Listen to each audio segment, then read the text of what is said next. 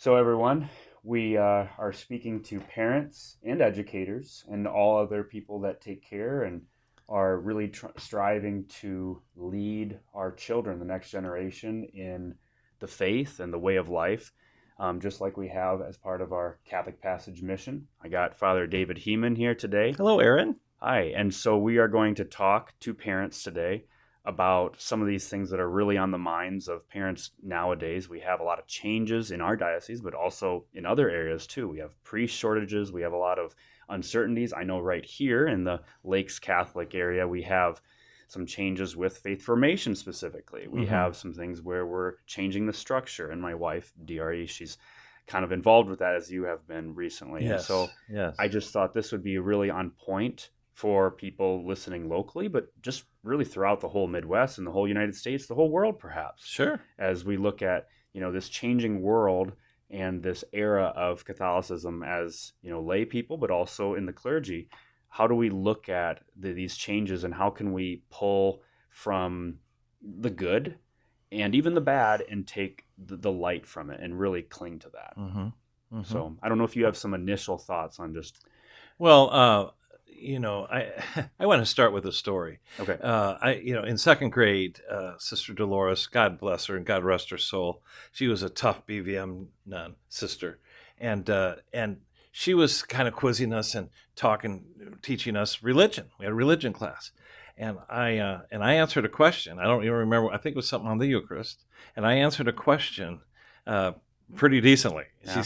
She says, now class, this is how you need to approach this.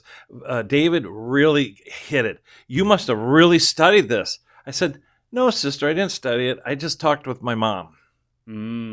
Exactly. Okay. And so let's just start there. That's my lived experience. My mom we'd always break out in spontaneous catechetical sessions. I had 5 older brothers, and we would just end up having these great discussions. I remember just being on fire when we talked about love of the church and following Jesus and heaven and the resurrection and all the good things that are in store for us.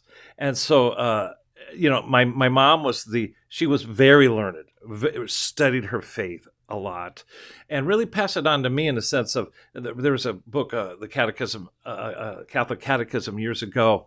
And I remember in 4th grade even going, Mom, could I have that book? And she says, you'll have to work for it. So I had to clear and set the table for a week. And then she gave me $4, and I bought the book from her for $4 because I wanted to own it, And I would read once. It's like each section was 2 pages. And I remember you couldn't settle me down to read anything.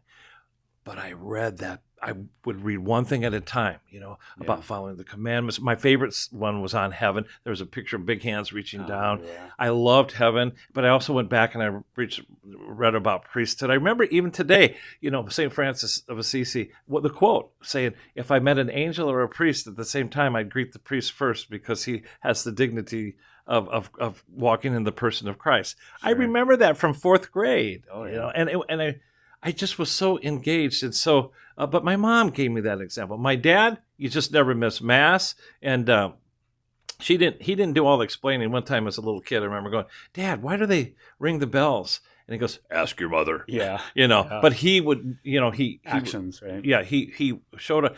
We never missed Mass unless we were sick, obviously, but we never missed Mass. So it goes back to, the Catechism of the Catholic Church, 2223. And you can look that up, folks. 2223 in the Catechism of the Catholic Church. And we look to the Catechism for good direction here. Basically says that the primary catechists of our children are the parents. Exactly. And you go, and sometimes parents think, oh, I send my children to Catholic school, or I drop them off at religious ed, and so we're going to let them do that because I'm not that good with that.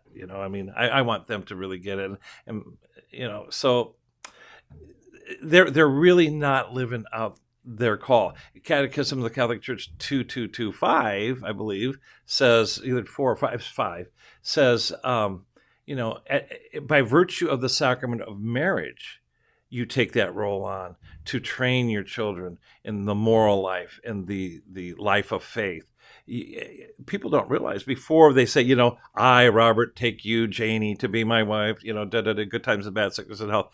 Before you actually have the exchange of vows, there's 3 questions that you ask. Are you entering this marriage freely and without coercion? Are you willing to, lovingly accept children? And the third one is, and you ask this question, are you prepared to bring your child up according to the laws of the church and faith in the church? I'm not quoting it exactly, even though I've done a million weddings. But basically, you ask them, are you prepared to raise your children in the faith? I am in the Catholic faith. And are people reflecting on that when they say it, or are they just kind of going through the motions right there? I don't know. Well, they make the commit. They don't know it, but they're making the commitment to be the primary catechist of their children. It's a big commitment.